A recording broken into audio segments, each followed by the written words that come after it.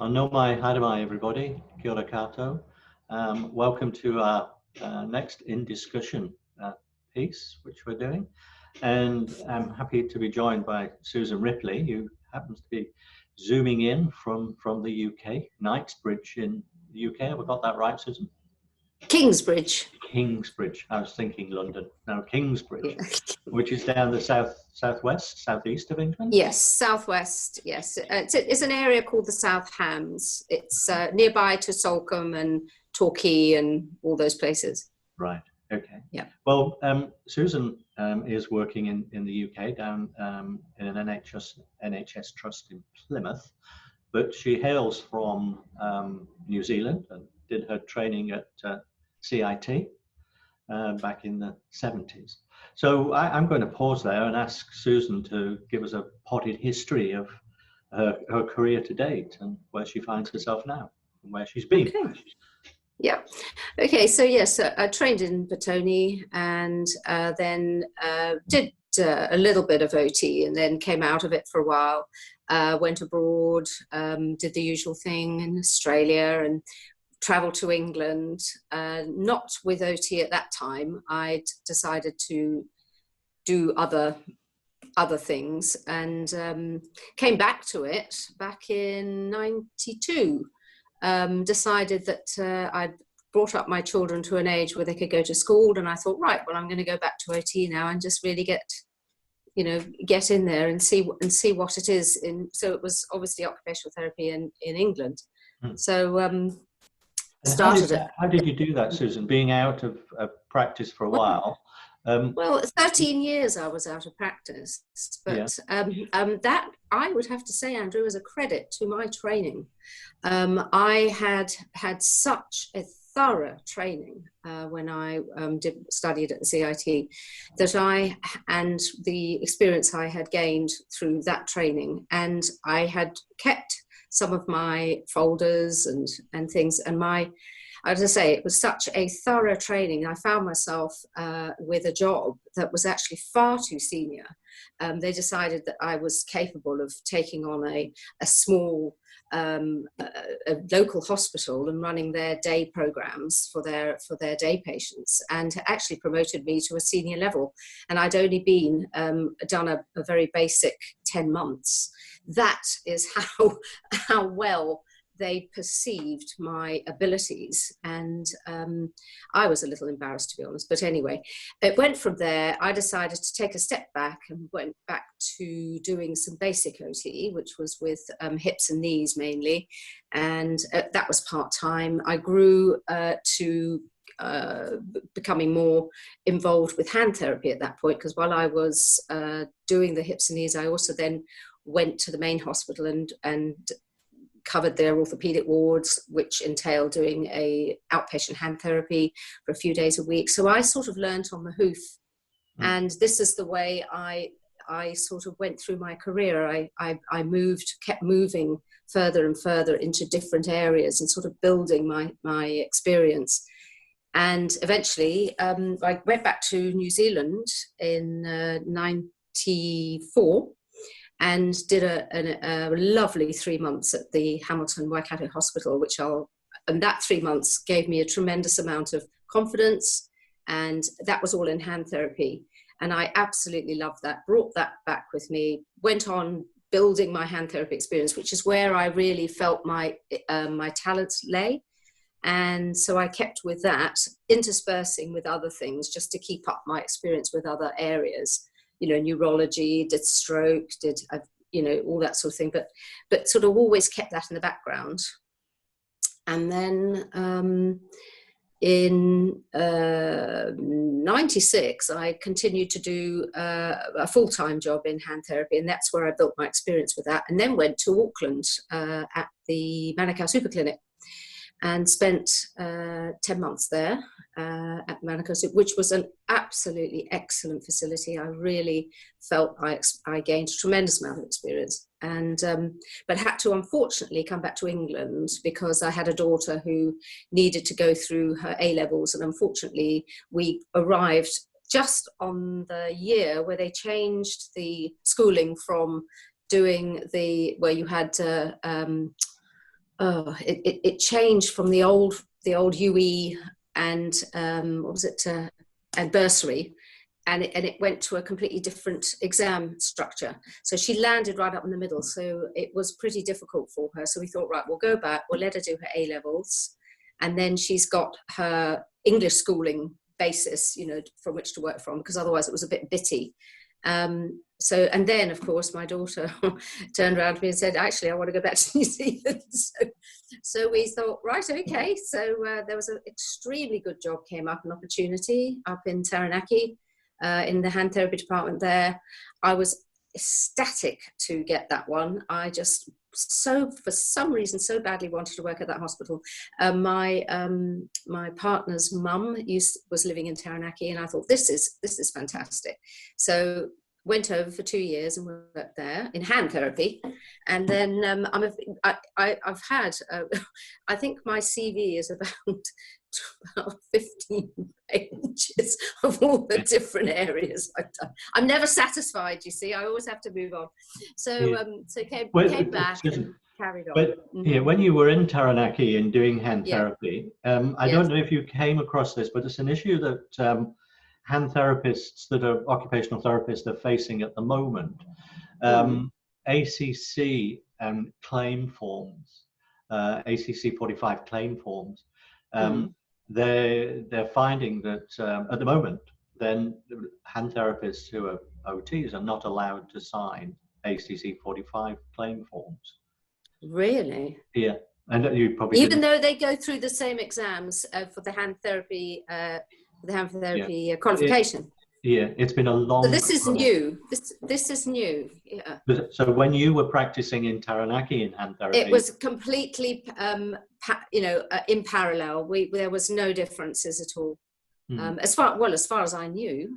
Because don't forget that was back in 2006. Yes. 2008. So some time ago, there was a definite parity, and I must admit, it was a great privilege to work with the physios that I worked alongside, and the physios and OTs at Taranaki at the time were working very close together, and we, it was a tremendous department. So you've been shuttling back and forth between the UK and New Zealand through your career. So yes, I have. Where are you working now? What do you do now? Well, I've found a job which is almost perfect. Half of my job is rheumatology, outpatients, and the other half is burns and plastics.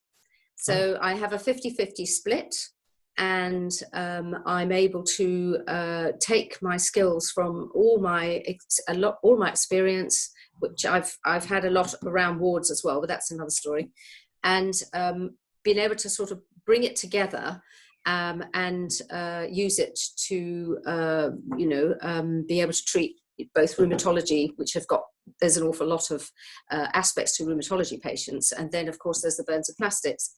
My only regret, and it's very sad, I wish that I could be doing burns, but unfortunately our little team isn't big enough, and my senior therapist, she's the burns therapist and clings on to it for grim death. And I can understand why, because it must admit is a particular interest of mine, and it's the only thing that I feel sad about, that I haven't been able to. That's one thing I felt as if it's unfinished business. I wish I could have continued with that, because it really is, for some reason, a great interest for me. So is this a full-time job in Plymouth? Oh yes, it's a full-time job. Yes, 5 days a week. And of course, at the moment, with the COVID-19 issues around keeping the hospital for only COVID, trying to concentrate the more likely people to be infected patients at the main hospital. So we've now been taken to we now work on a sort of rota basis on a completely different site for our burns and plastics. The whole team is not our therapy team, but the doctors and consultants and dressings has moved over to this facility, which is only a couple of miles down the road, in order to reduce the risk for patients when they come in, because it's very much, they have to do a hands-on with them, of course. And so one of us goes over, I'm the Tuesday girl, I go over on a Tuesday, and I go to that facility, which I enjoy very much. Again, it's a sort of it's different, and you're meeting lots of different people, and you're working with, in a slightly different way, because obviously we can't take all we took all the equipment over and all the bits and pieces, but our notes, that's the only issue, has to be sent back by courier back to the hospital at the end of the day. And then if you're going to see them again at the facility, then they have to be scanned and emailed. So that for me is the issue with this camping out, if you like, with this other place, because we've got all our main all our notes and everything in the main hospital. So as far as I'm concerned, you should keep all notes in one place for confidentiality. So I mean, it's okay. It's a bit clunky, and it certainly works, because as far as the patients are concerned, they're just so grateful not to have to expose themselves to a potential hazard by going to the hospital. But some are quite happy to come back and see us over there as outpatients. All our rheumatology outpatients are telephone consultations. We do not have. It's going to get a little easier, I think, for people to want to come in soon as the levels come down a little bit. But at the moment, it's all telephone consultations for rheumatology, and of course that's quite frustrating, because a lot of the stuff that OTs do, and particularly hand therapists, are very much hands-on. So you're listening to the Did you find that the work here for occupational therapists has moved, to use telehealth, and they're using platforms like this, like Zoom, Skype, Facebook sometimes, and FaceTime, to actually connect with clients in the community. Have you had to do that at all? There is an opportunity to train for video calls, but I think it's less. There isn't such a demand for it. Even now, it's not considered to be important enough. Maybe, I have to say, the physios have got, I think, more access to that technology than we have. We've been offered to be trained, but that's quite of late, sort of next week. And we've been in this shutdown situation for about 6 weeks now. So, yeah. So most of your work then has been face-to-face, has it? Yes, I'm half face to face with the plastics, because it has to be. We have done some over the phone, but only with those who've had to self-isolate or things like that. But we've tried to with them. We just we wear all the PPE. We've got the screen and the mask and the gloves and the everything. So we're completely PPE'd up. Which, from my point of view, of course, it's pointless because I've already had it. But from their point of view, they feel safe. So tell me, you were unlucky enough to get COVID-19. What was it like? Well, I was one of the lucky ones. I got it in a way that was no more than it felt. It just felt as if I had a mild virus, and I managed it with just not doing too much, keeping my activity level, not my usual racing around the place, and just took paracetamol, because I was getting all the chills, but I just sort of kept it at a reasonable level and was just careful not to do too much. And I think within me there was an anxiety, but I didn't let this get worried.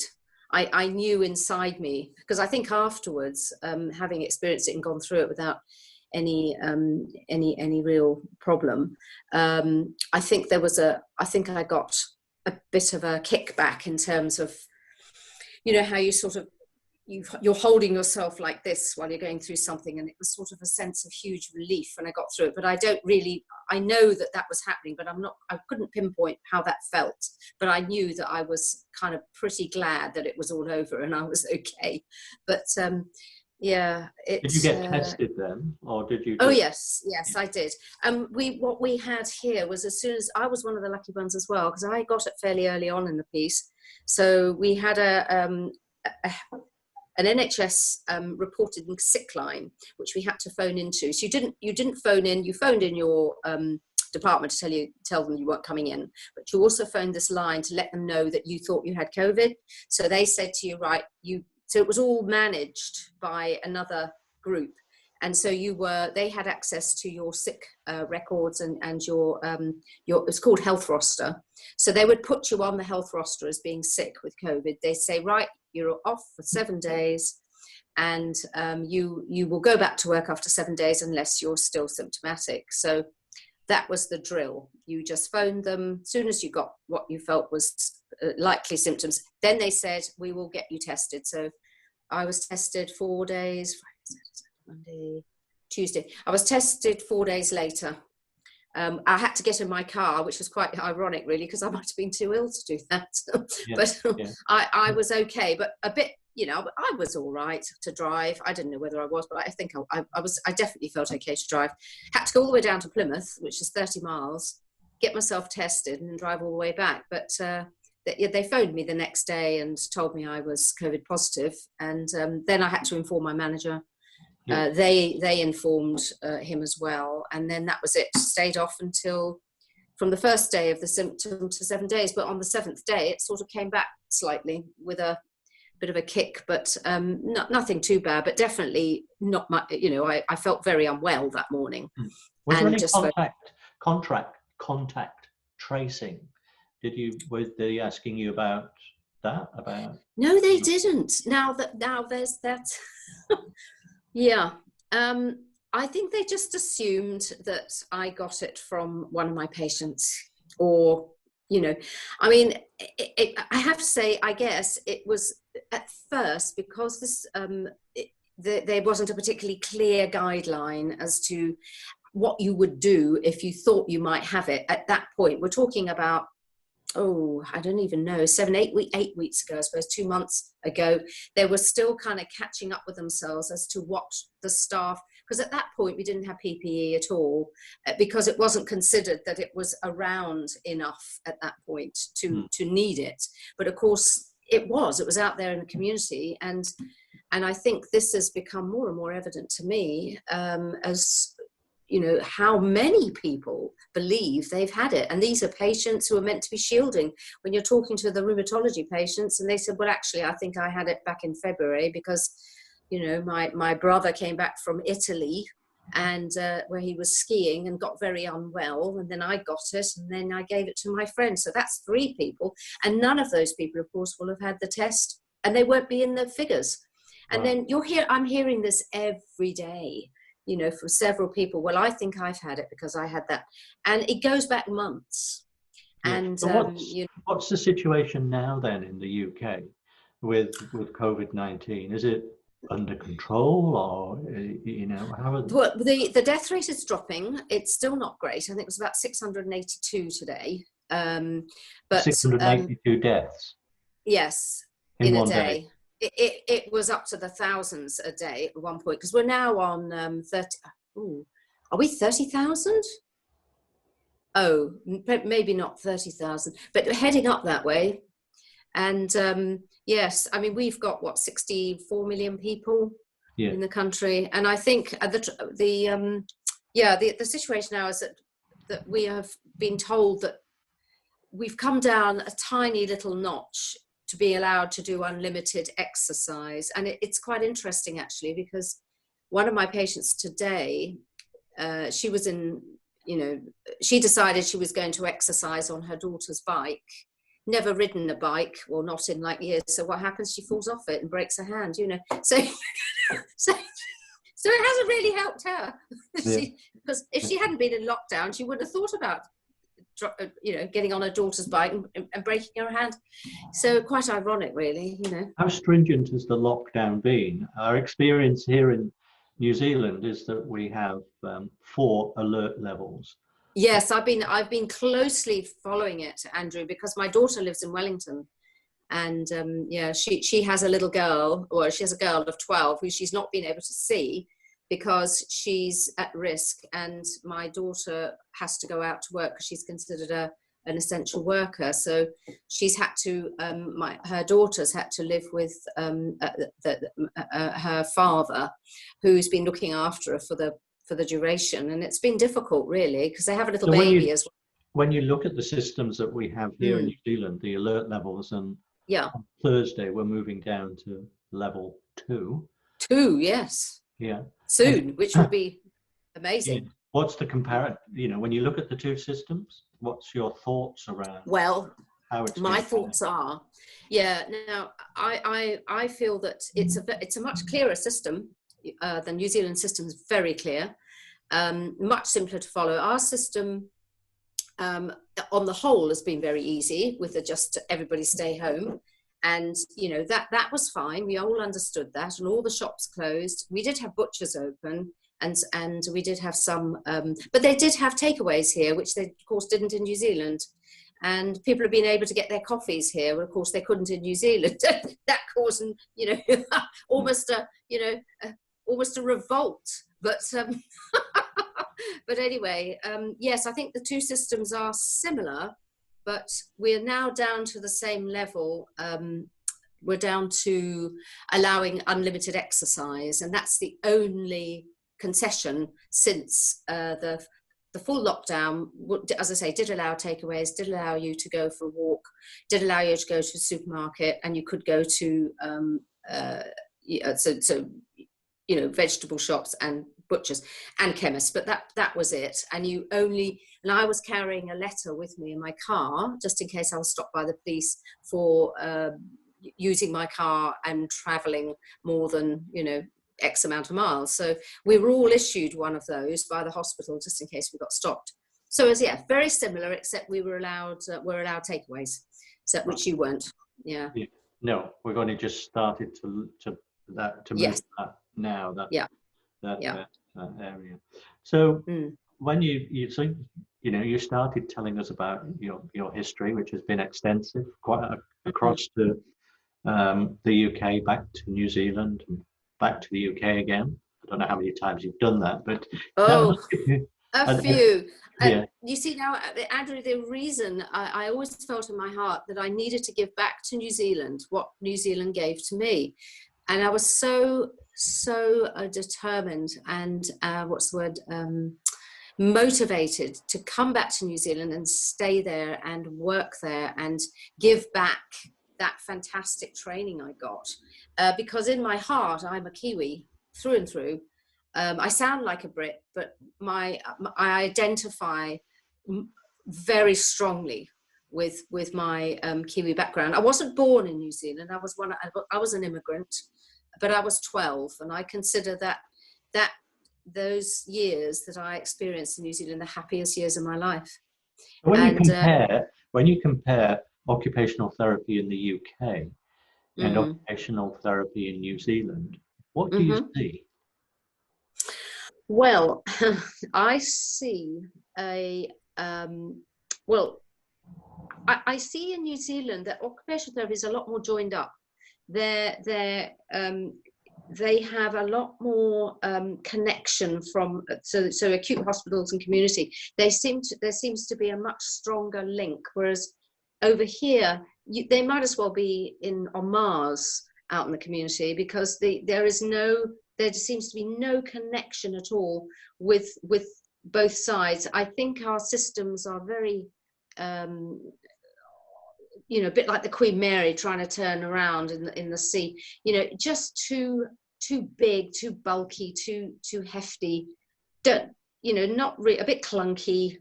And New Zealand I've always found to be a lot more direct. It's much easier to be an OT. It's much easier to be more connected. So your patients, there's more continuity. There's particularly in Taranaki, was a very good example of that. But I just feel OT is more true to who it is and to what it is in New Zealand.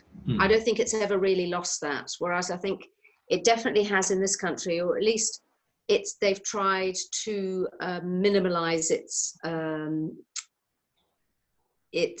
effects in a large acute hospital. They somehow managed to condense it to this tiny little area where we go up and we're discharge therapists. Now, I never bought into that. And any student I ever had, I said, don't you dare be a discharge therapist. You be an occupational therapist. And if you need to spend a bit longer with Mrs. So-and-so to get her home, but not just get her home and make sure she doesn't come back in again. You do that, and you see less patients on the ward. I was always the rebel. I was always the one that refused to see every patient who I was referred to. I said, no, I can't do that. I will see what I can see, and I will make sure that those people I see properly, and so that they are, because there's a lot of bounce back that with our I think in our system. So what does the future hold for you for occupational therapy in the UK? I think it's very strong. I think it's not going to go anywhere. I think we've managed to become quite a tour de force in the A&E department of Derriford. It started out, in fact, that was one of my incarnations. I became an A&E therapist. I was very attracted by the whole cut and thrust of it. But the thing was, there was only 3 of us.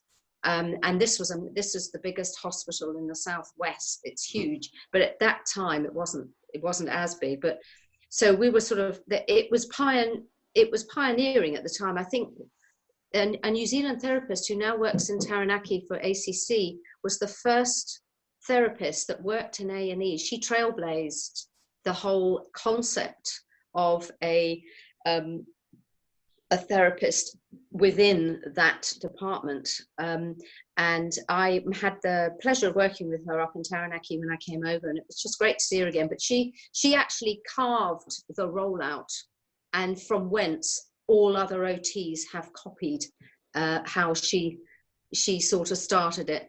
And I think it was pioneered in Derriford. I can't be sure, but we were referred to as the Green Goddesses, because if all else failed, nobody else could sort out this patient, call the OT. And we'd come in and they'd say, oh, thank God, you need to sort out Mrs. So-and-so. You know, nobody else knew what on earth to do with us. So we got quite a reputation down there. The Green Goddesses, because we wore green trousers. Yes. So we do in England. Yeah.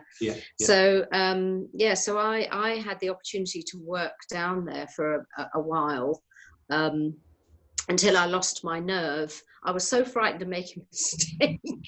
I did it for about 20 months and thought, ooh, I don't know. I just sat in my car one day and I thought, I'm not sure I can do this anymore. Because if you're someone who needs to have a positive outcome every time you see a patient, it's actually, you're putting yourself under quite a lot of pressure. Yeah. And I think, and I'm that sort of person, and would have been mortified if I'd done anything wrong that day, and would have mulled over it for weeks. So it didn't really suit my temperament. But in the end, I got such a lot of experience out of that, which I think personally actually helped me to deal with this COVID, because I learned a lot of not self-control, but learning how not to panic and sort of assess a situation. Susan, do you have supervision? Yes, it's pretty. Yes, I don't seek it, obviously, because I feel I work as an autonomous practitioner most of the time, and funnily enough, my supervisor is being shielded. She's been out of the picture for months, and I must admit, poor girl. I mean, last year she was out of it as well, because she was having some treatment. So, she and our supervision has been very sporadic, but it's more about, for me, it's more about being a member of a team. I get all my support and my confidence and my will to go on from working with people who make me feel proud of occupational therapy. I seek those people out and I admire them, and they help me to stay grounded and try and be as a good an OT as I can be, because you can sometimes lose your way. You can sometimes lose your focus and your determination, or after a while, and you still need those people to help you see that you're still useful, you're still valid, you can and you can make a difference. And so yeah. Susan, thank you. It's been very interesting talking to you. Thank you for taking the time to speak to us Well, it and was a pleasure. share your sort of history and background and observations of occupational therapy, both in New Zealand and lately in the UK. Glad to see you've recovered from COVID-19. Yeah, and I wish you well for the future. Thank you. And Thank you. hope that you continue to have the obvious enthusiasm you do for occupational therapy and keep flying the flag for OT in the UK. And don't forget your roots in New Zealand. Well, I would come back tomorrow. I'm hanging out for the right job. Thank you, Susan. Thank you. Take care. Have a good evening as we start our day here in New Zealand. Well, thank you for it was a great opportunity, and it was as much a pleasure for me as anything. So thank you. Okay. Thank you. Ka kite anō. Yeah. Bye-bye. Bye-bye.